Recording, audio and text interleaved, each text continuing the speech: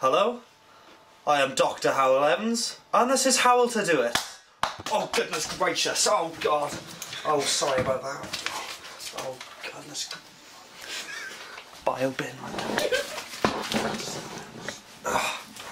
Sorry about that, guys. It was a minor mishap, we just spilled a bit of it. Oh, will you be quiet? I'm a doctor and you will be fine, okay? Right guys, today we've got an interesting question from Terryist666.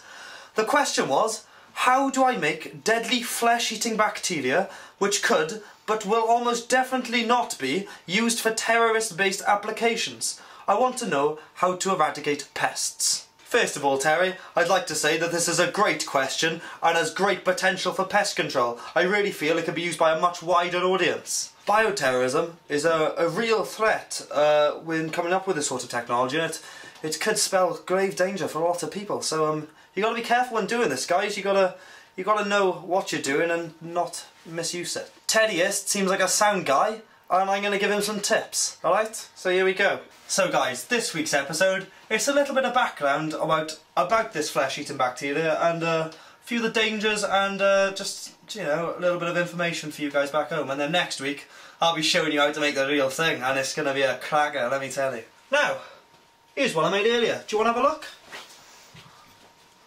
Interesting, isn't it? Gnaw your arm off, that will. You won't have any arms if you put your arm in that. You will have no chance.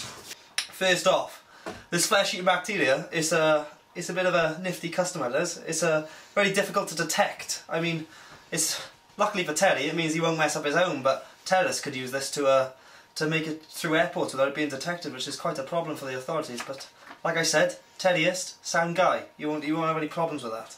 The bacteria I'm going to show you how to make next week is very easy to find, really, and you can adapt it from natural organisms. I mean, anyone could really get their hands on it and do it, but like I said, most of you guys back home, I'm sure you'll just be fine with it. You won't misuse it at all. I mean, I got every faith in you, so next week, look forward to it. One of the best reasons for making this is it's relatively inexpensive. So, I mean, Terry can manufacture a lot of rat poison with us, and he'll do a very good job. He might even make some money out of it. I don't know, whether he owns his own business or something. I don't have a clue. Hypothetically speaking, he could wipe out an entire city of rats. I mean, that's a mean feat, to be honest, but it could be done easily with this stuff. I mean, it's nasty stuff, let me tell you.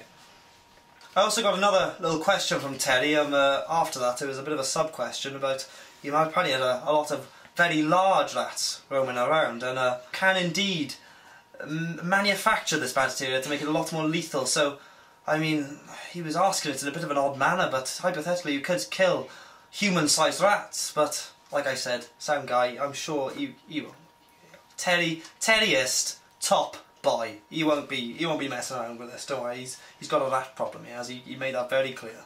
And guys back home, all the materials I'm going to be using next week, they such as primers and vectors, are easy to get hold of. You can get hold of them on the internet. You can just order them online and they'll be delivered to your house. And then they're not too pricey these days, actually. You can make them quite cheap. So yeah, it's very available, this sort of stuff. So next week it's going to be like I said, it's going to be a cracker.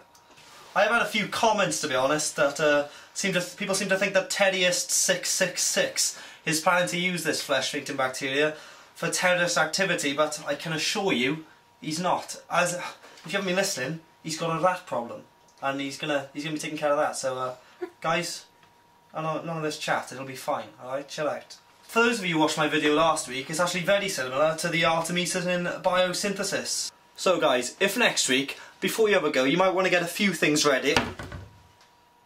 Was that open? I don't know. Oh god, just carry on. Sorry, where was I? Oh, like I was saying, if you want to make it next week, you've got to have a few things ready, because it's going to be a bit of a fast one. What I'd recommend is some bodged tools, which I showed you how to make last week. Microscopes, which you can easily make from webcams, guys. Just pop off the lens and stick it back in the other way. Job done. And a workaround for those £80 incubators is just to shove test tubes under your armpits. I've done it. It works fantastically well. No need to spend money needlessly. I mean, we're on a tight budget. Credit crunch and that. You can't be affording to be spending £80 on incubators. It's ridiculous. Also, the Dremel rotary tool centrifuge, easy to make. You know how to use that. And if you need a fumer, just do it in the garden, guys. I mean, it's not a big deal, like it just, or just do it in your kitchen. Extractor fan, switch it on, Bob's your uncle. Nailed it. One more very exciting thing, guys.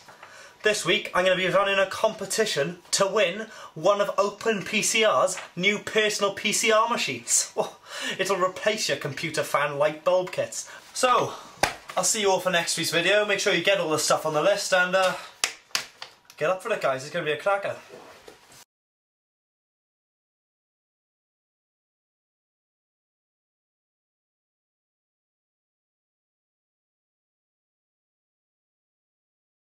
Guys, I'm in my cupboard. Guys in biosuits have come into the house. They're seizing all my equipment. I don't really know what to do. Apparently new regulations have come in and you need a license to modify biological organisms and make new ones. You now need to obtain primers from certified distributors who monitor their use of their primers. I mean, I was buying mine from Dave behind Tesco's and he's a bit of a sketchy character. I thought it'd be alright. I didn't think anyone would find out, to be honest, but it's not looking good for me, guys. Apparently, my kitchen isn't contamination level 4, and apparently my biohazards could get out into the environment, but I closed the windows. I don't know what more they're asking for. They reckon all this could get out into the environment and cause an ecological disaster. I mean, I closed the windows, I used antibacterial soap, I don't know what they're asking for, to be honest. All my videos have been taken off YouTube, guys. All the previous ones have gone. They've banned all instructional videos how to make all this stuff, and it's just going downhill. I got a phone call earlier telling me that I'd violated terrorist laws. Apparently I needed approval to produce dangerous bacteria or modify bacteria in general, and they considered Terrorist 666 to be a genuine threat. I mean, these guys are off their rocker. I mean, they have no idea what they're talking about, really. So, I don't think there's going to be many videos at the moment, guys, not with these guys around. But, stay tuned. Maybe next week, eh? We live in hope. Go!